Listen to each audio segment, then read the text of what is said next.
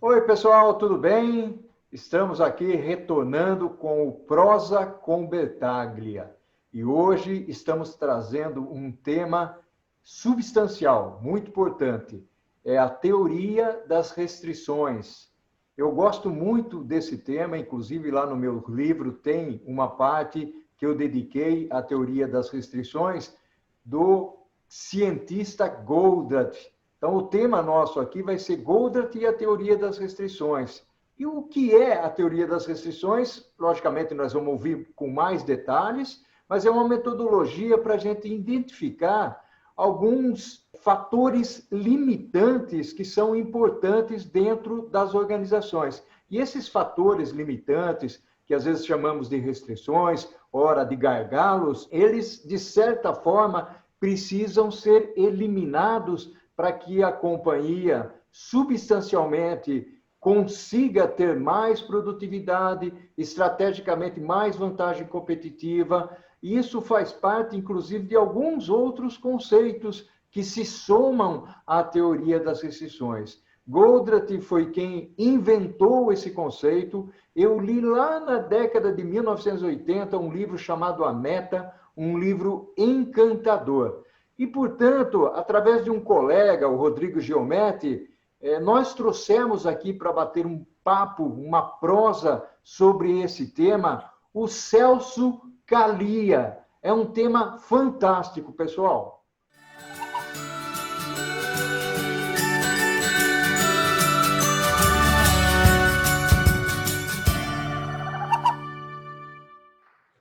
Oi, Calia, prazer enorme em tê-lo aqui conosco para nós conversarmos sobre um tema que é muito importante para as organizações no mundo moderno. Nós vamos falar um pouco de teoria das restrições e como é que essa teoria ela tem ajudado as organizações. Calia, fala um pouco para a gente do conceito da teoria das restrições.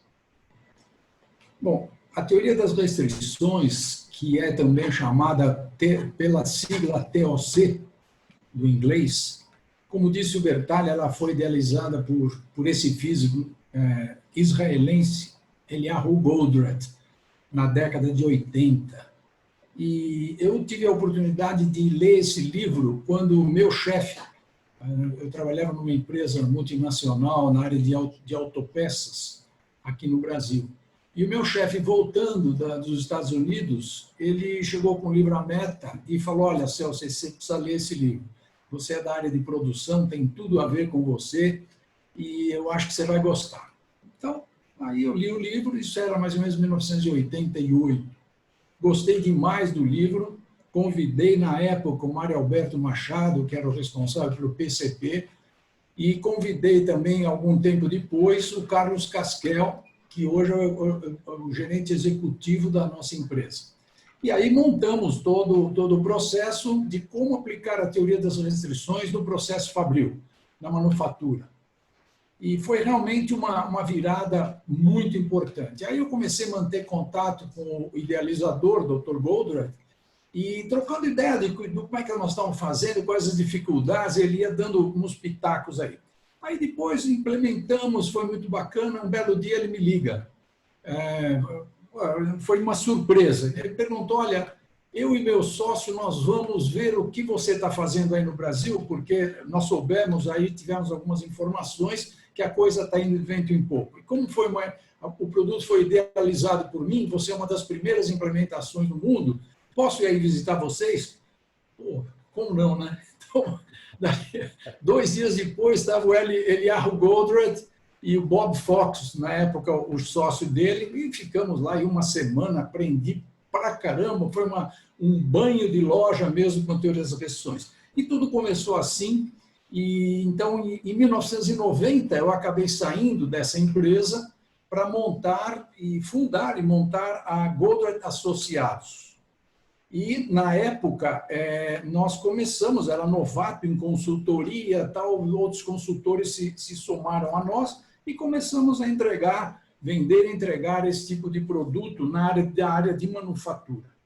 Isso foi um momento até muito, muito interessante. E, em 2011, acabei me tornando sócio também de um outro físico, nesse momento era um físico iraniano, o Dr. Reza Pirasté, autor de vários livros do assunto, que idealizou uma combinação entre a teoria das restrições, que dá foco, o Lean, que enxuga, e o Seis Sigma, que estabiliza. Então, não podia ter casamento melhor. Você tem o foco para convergir os esforços, tem o Lean que enxuga e tem o Seis Sigma que estabiliza.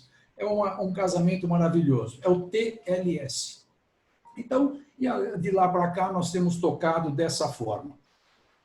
Falando um pouco da parte conceitual, conforme Bertalha disse, como vocês viram, são dois físicos, né? Então, a origem tem uma amarração lógica muito forte, muito forte. Não tem eu acho que, não tem critérios arbitrários, realmente é o preto no branco, é ciências exatas.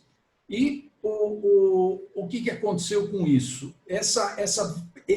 Digamos, essa influência forte da física não poderia deixar de ter trazido o conceito fundamental que vem da física, que é o conceito do holismo, ou seja, você tem um sistema composto de uma série de elementos, você não precisa melhorar todos os elementos para melhorar o sistema como um todo. O ótimo global não é a soma de ótimos locais, mas sim você focar os seus esforços em algum elemento que representa o comportamento do todo. Essa é a tal da restrição, que, como disse Bertalha, nos ambientes de manufatura, no mundo físico, né, essa restrição às vezes leva o apelido de gargalo. Mas não é só isso que é restrição.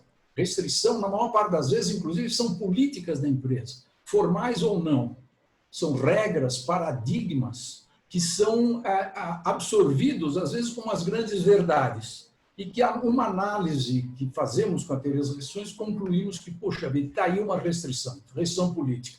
Então, nós vamos trabalhar uma restrição política, sabe por quê? Porque se você não trabalha restrições políticas, essas regras, você gera restrições físicas, gera gargalos, etc. Então, essa é o conceito básico. O que nós fazemos com a teoria das restrições? O que nós procuramos resolver com a teoria das restrições? Então, para responder essa pergunta, eu preciso delinear muito rapidamente o nosso portfólio. Nosso portfólio ele é composto de metodologias que têm conceitos totalmente alinhados com a teoria das restrições, nasceram ali, e tem uma série de assuntos, ou parâmetros, ou temas da gestão. Para cada tema tem uma ferramenta, uma metodologia. Por exemplo, na área de manufatura, a metodologia chama-se tambor, pulmão, corda. Esse nome é meio esquisito, mas tem uma razão de ser, agora talvez não vale a pena entrar nesse detalhe.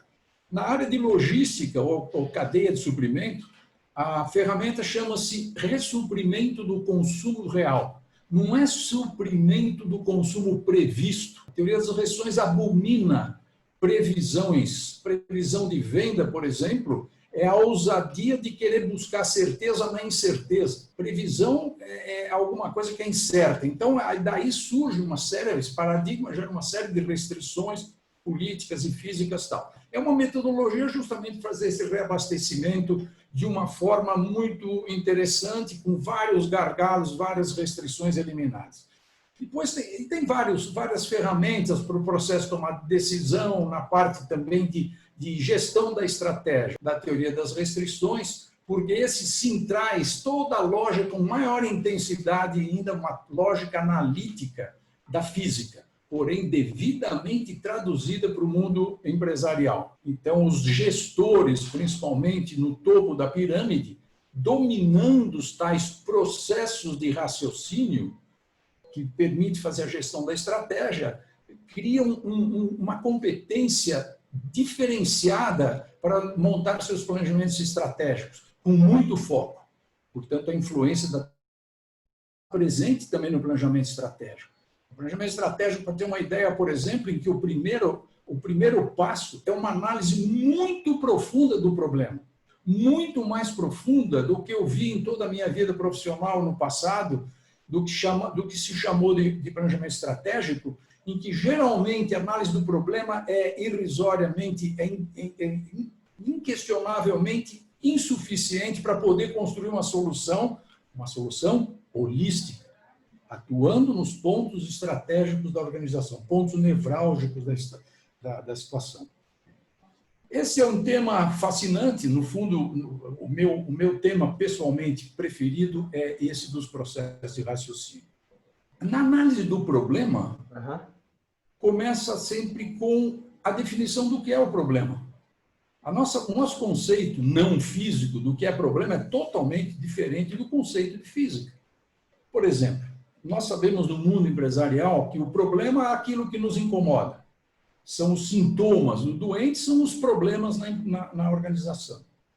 Agora, uma coisa interessante é que esses problemas, com os quais nos debatemos durante anos, eles são crônicos. A grande maioria deles realmente são crônicos. Nós temos que conviver com eles há anos e tal. A pergunta que se faz é a seguinte: nós não gostamos de sofrer, não somos masoquistas.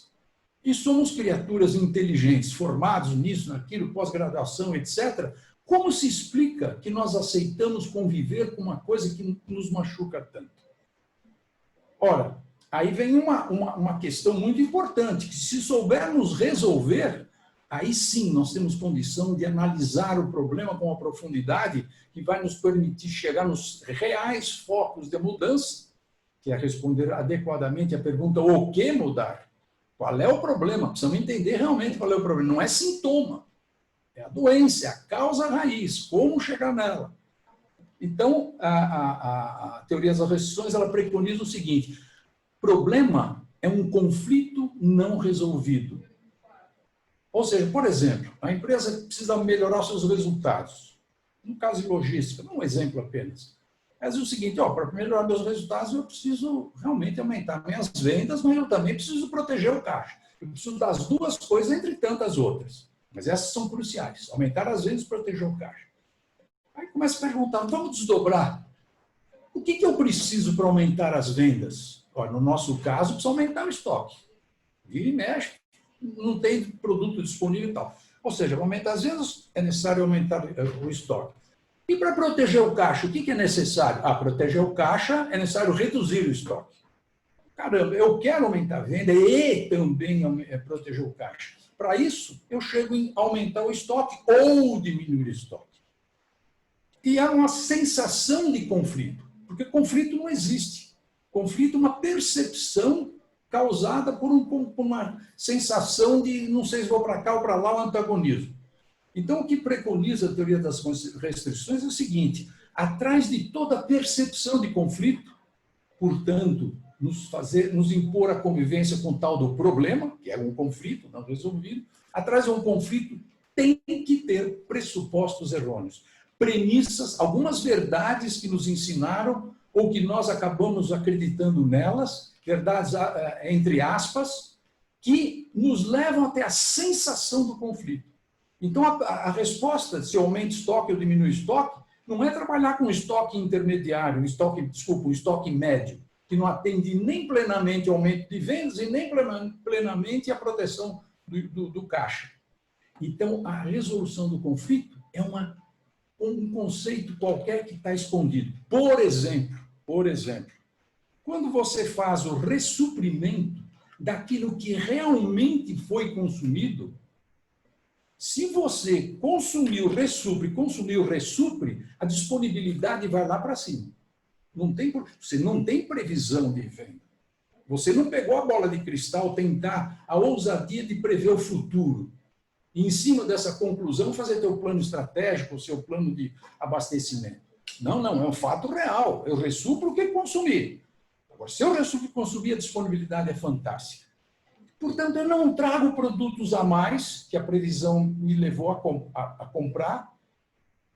Caixa que faltava para evitar as rupturas do estoque. Então, não tem produto nem a mais, nem de menos. Então, a disponibilidade vai, no caso, por exemplo, de supermercados, vai a 95%, 98%. E esses são números reais, números comprováveis. Mas como você também não tem rupturas, as tuas vendas aumentam, em geral, no supermercado, entre 10% e 25%. E como você não tem rupturas e também não tem excessos, o estoque cai em torno de 35%. É dinheiro, num supermercado, por exemplo, que trabalha com margens, todos nós sabemos, margens muito apertadas, essas três conquistas são fantásticas.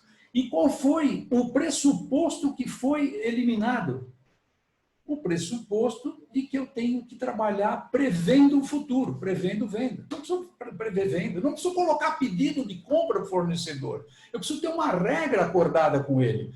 Eu faço ele enxergar o meu estoque e ele, por uma regra, ele ressupre o que ele encontrou, com uma certa antecedência para formar lá um pulmão, para absorver variabilidades que vão estar presentes a todos os instantes, né? Então, só para dar um exemplo, que os problemas, esse problema não existe, existem conflitos não resolvidos e, por trás deles, tem crenças, paradigmas, que a gente convive com eles e aí fala que sofre cronicamente. Eu queria, no entanto, fazer um desdobramento, né? O primeiro bloco foi um bloco onde nós falamos, basicamente, da teoria das restrições, dos gargalos. Eu me lembro muito bem do livro A Meta, onde tinha aqueles escoteiros, né, os meninos que foram caminhar na mata, ali com uma corda tal, e havia um garotinho cuja velocidade não era tão grande, e, portanto, ele era o elemento balizador, ou ele era o gargalo, vamos dizer assim, ele era o gargalo do processo.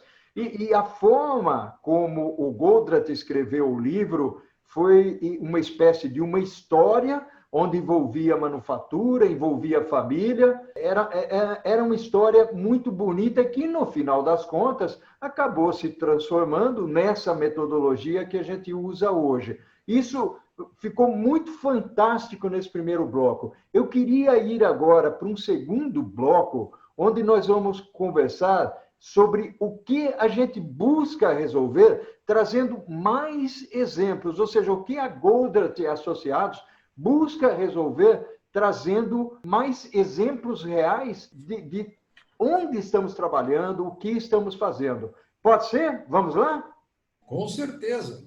Pessoal, esse papo realmente está fantástico. É um conceito, uma metodologia que junta, logicamente, com outras metodologias dentro das organizações e que trazem para a empresa ou para as empresas um valor agregado, uma vantagem competitiva, uma solução, principalmente do ponto de vista de processos. E o Kalia falou uma coisa interessante. Muitas vezes nós olhamos para as restrições, aqui que eu chamei mais comumente de gargalos, olhando uma máquina que tem um throughput, uma velocidade limitada, olhando para uma linha de produção que vai alimentar uma continuidade dentro de todo o processo produtivo, mas que, ao mesmo tempo, recebe inputs de outras áreas que nós não estamos enxergando. Nós olhamos principalmente para o aspecto físico do layout, não prestamos muita atenção em políticas, o Kalia falou de políticas aí, mas, Kalia, eu queria agora, nesse momento aqui, nesse nosso segundo bloco, desbravar um pouco as soluções, do ponto de vista, já que eu sou de supply chain, admiro o supply chain, sou apaixonado pelo supply chain, tocar o aspecto de produção, de logística e, por que não, a parte de estratégia. E seguramente deve ter alguns paradigmas para quebrar aí. Me fala alguma coisa, Kalia. Vamos falar num paradigma bastante típico no processo produtivo, na manufatura. É muito comum a preocupação em balancear a capacidade, dentro da ideia de que um recurso ocioso é uma perda, é um desperdício. Então, para que o recurso não permaneça ocioso, porque a ociosidade, inclusive, é tratada como custo, conforme a forma como se enxerga. Mas, para que isso não aconteça, qual é o hábito? Vamos aumentar a eficiência daquela etapa. Vamos tirar mais com o mesmo. E quando existe um desbalanceamento de capacidade, aí, nos recursos de menor capacidade, qual é a ideia? Fazer um trabalho de melhoria para trazer a capacidade para o nível dos demais recursos. Essa visão, ela é a tal da visão do ótimo local. Nós vamos procurar otimizar as partes, buscando otimizar o todo. O que a gente faz na TOC? Nós jamais vamos buscar balanceamento de capacidade. Nós queremos balancear fluxo. É totalmente diferente. Então, a preocupação em balancear fluxo requer desbalanceamento de capacidade. Ou seja, você vai provocar estrategicamente, provocar o recurso que mais estratégico deve ser o que ele deve, que é mais estratégico, torná-lo um gargalo propositadamente, para que ele bata o tambor, ele estabeleça o ritmo, e todos os demais recursos se têm a função de apoiar a batida desse tambor. Ou seja, o tambor não pode parar em hipótese alguma. Ou seja, tem que ter alguma capacidade suplementar nos recursos que alimentam o gargalo. A gente chama isso de capacidade protetiva. Para quê? Para que eles garantam que o gargalo está devidamente alimentado, e quando o gargalo olha para trás para pegar a próxima peça a ser processada, nunca ele pode chegar lá e não encontrá-la. Para isso, os recursos anteriores têm que ter capacidade protetiva. Você desbalanceia a capacidade propositadamente. O cara do PCP ele vai ficar feliz. É tudo que ele queria, né? A base do PCP muda totalmente o critério tal. Então, esse é um exemplo, não sei se eu atendi esse exemplo que você pediu, Bertalha. Atendeu sim, Ocalia. Achei bastante oportuna essa colocação. E aí eu trago um outro elemento para a nossa conversa, porque você mencionou lá na primeira parte algumas metodologias que elas podem conviver com a TOC, com a teoria das restrições. E você chegou a falar de Lean Manufacturing, ou Lean, você chegou a mencionar Six Sigma, e você colocou os nomes, existe uma sigla. Eu gostaria que você comentasse um pouco mais sobre isso, porque muitas vezes, quando eu estou fazendo alguns trabalhos de consultoria, a grande confusão que se faz é ou você usa um ou você usa outro. E aqui nós estamos enfatizando que essa associação de metodologias, elas são boas para a organização. É isso? É isso. Então, vamos discorrer um pouco sobre isso.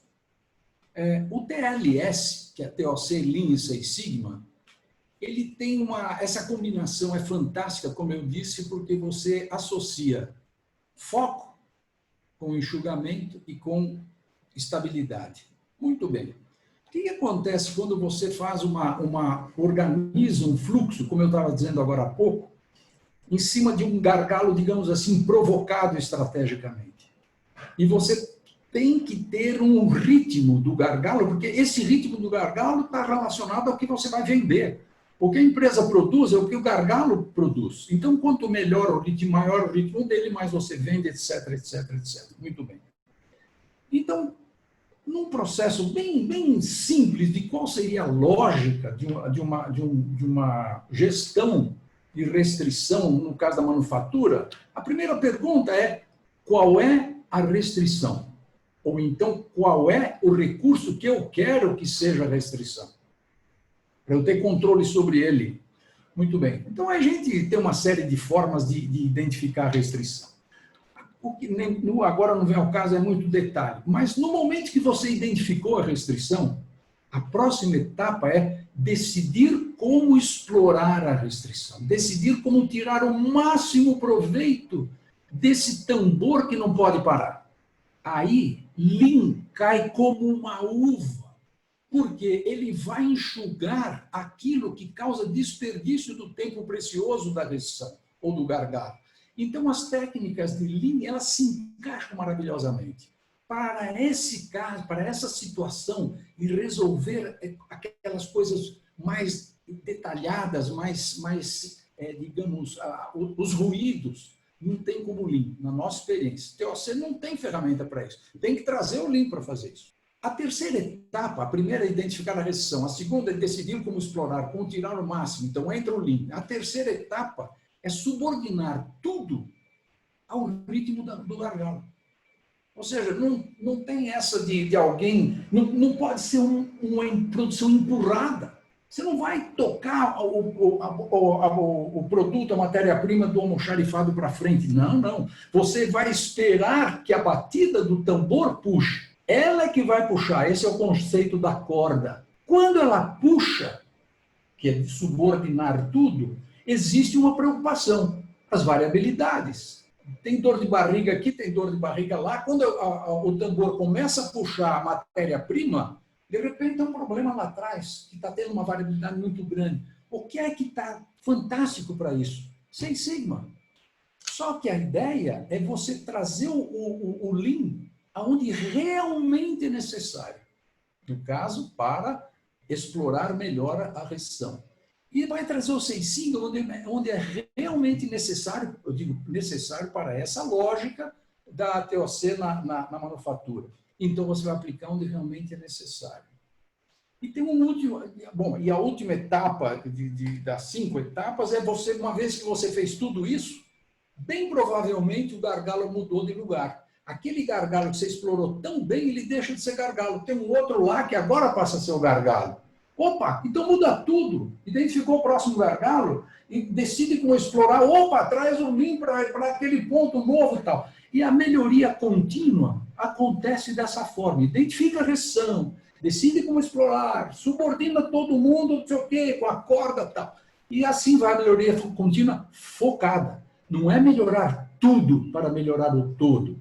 É melhorar as poucas restrições de uma forma inteligente, organizada, metodológica, para melhorar o todo. Eu tenho uma profunda admiração por algumas metodologias, porque muitas vezes, quando nós convivemos com os diretores, os gerentes, os coordenadores, os supervisores, há sempre uma preocupação. Ok, vamos fazer melhoria contínua. Só que para fazer melhoria contínua, precisa ter metodologias evolutivas, ou seja, aquela que identifica, aquela que implementa e aquela que mantém, né, esse processo todo. Você não vai acreditar, Kalia, mas o nosso tempo aqui já está esgotando. Passa muito rápido quando a gente fala sobre assunto apaixonante. E eu queria voltar para você, porque tem muitos profissionais e muitos estudantes que nos seguem aqui, nos ouvem, nos acompanham. Eu queria que você, de uma forma curta, passasse uma mensagem para aqueles que querem nos ouvir e que acompanharam brilhantemente aí a sua fala, que trouxe conceitos novos e que posteriormente quer aprofundar. Então, qual que é a sua mensagem? A minha mensagem é uma visão nossa da TOC, que é a seguinte: complexidade não existe. O que existe são percepções de dificuldade que podem ser resolvidas com abordagens simples. Ou seja, o que eu quero dizer? A complexidade não está na coisa. A coisa é aquilo que é. Ela pode ser complexa para o Bertalha e simples para mim ou vice-versa. A coisa é como é. O que importa é como é que eu vou abordar aquilo que eu estou tendo a sensação de que é uma coisa complexa. Então, o foco não é na coisa, é na abordagem. A abordagem é que tem que ser simples para que aquele elemento, aquela coisa, seja vista como simples, entre aspas, já que a simplicidade ou complexidade não é na coisa. E o que busca a teoria das restrições? É uma abordagem simples para elementos vistos como complexos, por digamos, um bloqueio mental.